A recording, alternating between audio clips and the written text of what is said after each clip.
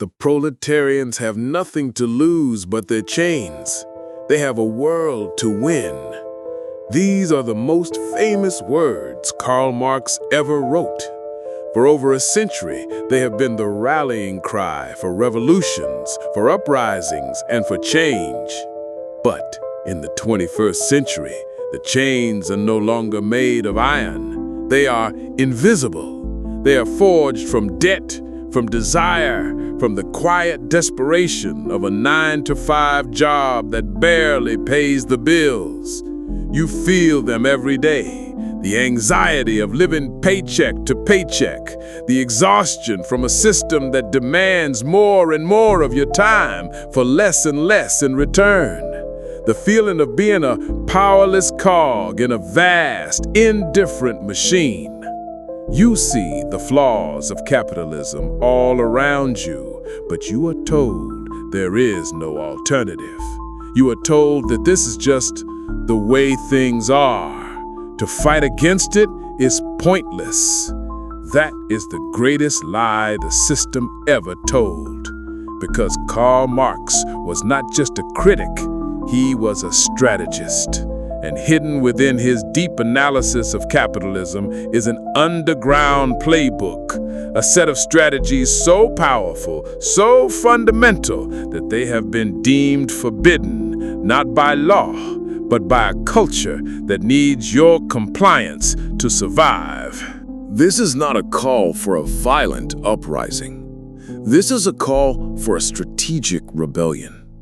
Today, we reveal the 3 forbidding tactics from Marx's underground playbook to crush capitalism, not with weapons, but with something far more powerful: your own conscious choices. They have built a prison for your mind. My name is Marx, and I am here to hand you the key. Welcome to Revolt Mind. Part 1. The engine of your compliance. Before you can crush a system, you must understand what fuels it. And the brutal truth is, the engine of modern capitalism is not money. It's not technology. It's not factories. It is your participation. The entire system, a global network of immense power, is built on a foundation of your daily choices, the things you buy, the job you go to, the media you consume, the dreams you are taught to chase. Marx understood this. He knew that the power of the capitalist class, the bourgeoisie, was not primarily maintained by police or armies, but by a powerful set of ideas, an ideology that makes the working class willingly participate in their own exploitation. This is the genius of the system. It doesn't need to force you to be a slave. It convinces you to choose your own chains. Therefore, the tactics in Marx's underground playbook are not about a frontal assault. A frontal assault is what the system expects, and it is prepared for it. Instead, these tactics are a form of strategic sabotage. They are designed to attack and dismantle the 3 core psychological pillars that hold the entire structure up. Number 1, your identity as a consumer. Number 2, your isolation as a worker. And number 3, your belief in their stories. If we can dismantle these pillars, the entire edifice of late-stage capitalism will begin to crumble. Part 2. The 3 forbidden tactics. These tactics are forbidden because they challenge the most sacred rules of the modern world. They are a direct assault on the logic of capital. Tactic number 1. The tactic of radical rejection. Starve the beast. Your purpose, you are told, is to work in order to buy. You work a job you hate, to buy things you don't need, to impress people you don't like. This is the hamster wheel of commodity fetishism that Marx identified. It's a closed loop designed to keep you forever dissatisfied, and therefore forever working. The first forbidden tactic is to simply stop. This is the tactic of radical rejection. It is the conscious political act of withdrawing your identity as a consumer. This is not about being frugal. This is not a lifestyle trend. This is ideological warfare. Every time you choose to repair something instead of replacing it, you are committing an act of rebellion. Every time you value an experience over a possession, you are starving the beast. Every time you unsubscribe from a marketing email, you are reclaiming a piece of your mind. Practicing minimalism, supporting local businesses, sharing resources with your community, these are not just nice things to do. They are direct attacks on a system that requires your endless, mindless consumption to function. Capitalism promises to fill the void inside you with products. Radical rejection is the realization that the void was created by the system itself. By refusing to participate in the endless cycle of manufactured desire, you break its most fundamental power over you. You stop being fuel for its engine. Tactic number 2. The tactic of unified disruption. Build parallel systems. He's your competition for the promotion. She got a bigger raise than you. The job market is tough. Be grateful you even have a job. Every man for himself. The second pillar of capitalist control is the isolation of the worker. The system needs you to see your colleagues as competitors, not comrades. It needs you to feel alone in your struggle. An isolated worker is a weak worker, easily exploited and easily replaced. The second forbidden tactic is to reject this isolation and build real, tangible solidarity. This goes far beyond simply joining a union. This is the tactic of unified disruption through the creation of parallel systems. A parallel system is any community-based network of mutual aid that reduces your dependency on the wage system for survival. Think about it. Why do you need a high wage? To pay for childcare, for transportation, for food, for home repairs. The wage is the leash. But what if your community had a childcare co-op, where parents took turns looking after the children? What if you were part of a tool-sharing library, so you never had to buy an expensive tool you'd only use once? What if you participated in a community garden, reducing your reliance on corporate supermarkets? These are not fantasies. These are parallel systems, and they are the single greatest threat to a system that needs you to be a lone consumer dependent on its market for every solution.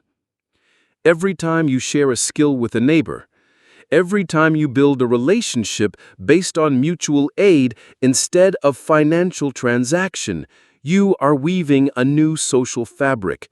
You are building a real safety net that makes their threats of firing you less terrifying. They want you alone and dependent. Building a community of solidarity is a revolutionary act. Tactic number 3, the tactic of ideological warfare. Seize the means of communication. And that's the way it is. Here are the facts. This is the objective reality. Trust the experts. All other opinions are dangerous misinformation. The third and final pillar of control is their monopoly on storytelling. They own the media. They influence the education system. They control the dominant narrative. They shape your understanding of what is normal, possible, and realistic. Marx called this the ideological state apparatus. They tell you the story that capitalism is synonymous with freedom, that greed is good, that the poor are lazy, that there is no alternative. As long as you believe their stories, you will never fight back. The third forbidden tactic is to reject their narrative and become a producer of your own. This is the tactic of ideological warfare. In the 21st century, the means of production for ideas are no longer controlled by them. They are in your hands. Your smartphone is a printing press. Your social media account is a broadcast station. Your YouTube channel is a television network. Every time you create and share a piece of content that critiques the system, every time you have a difficult conversation with a friend or family member about these ideas, every time you recommend a book or a video that exposes the lie, you are engaging in ideological warfare. This very video is an act of seizing the means of communication. You do not need to be a professor or a politician. You just need to be a node in a new network of information, a network based on critical thinking and shared experience, not corporate-sponsored narratives. They control the population by controlling the story. The ultimate act of rebellion is to tell a better one, a truer one. Part 4. The Quiet Revolutionary. Let's be clear what these tactics mean. They do not require you to storm a building or throw a brick. The revolution Marx envisioned for our time is not fought on the streets. It is fought in our minds, in our communities, and in our daily choices. When you choose to live with less, you are a revolutionary. When you choose to build a community of mutual support, you are a revolutionary. When you choose to create and share critical ideas, you are a revolutionary. You become a quiet saboteur, a wrench in the gears of a machine that requires your mindless participation. You are no longer a source of fuel for the system. You are a source of friction. And if enough of us become a source of friction, the machine will grind to a halt. Final truth. Your awareness is the wrench. If they told you that to change the world, you need money and power, that is the final lie. The system does not run on money. It runs on your compliance, on your belief in its stories, on your participation in its games. And that means you have the ultimate power, the power to withdraw that compliance. Your awareness is not a passive state. It is an active weapon. It is the wrench you can throw into the gears of the machine. You now have the playbook, the 3 forbidden tactics. Reject your consumer identity. Rebuild your community. Reclaim the narrative. This is the path. It is not easy. It is not fast, but it is real. The system runs on your compliance. Your awareness is the wrench in its gears. Your homework is to choose your weapon. This week, pick just one of the 3 forbidden tactics. 1. Radical rejection. Find one thing you were planning to buy and decide not to. Instead, use that time or money to have an experience.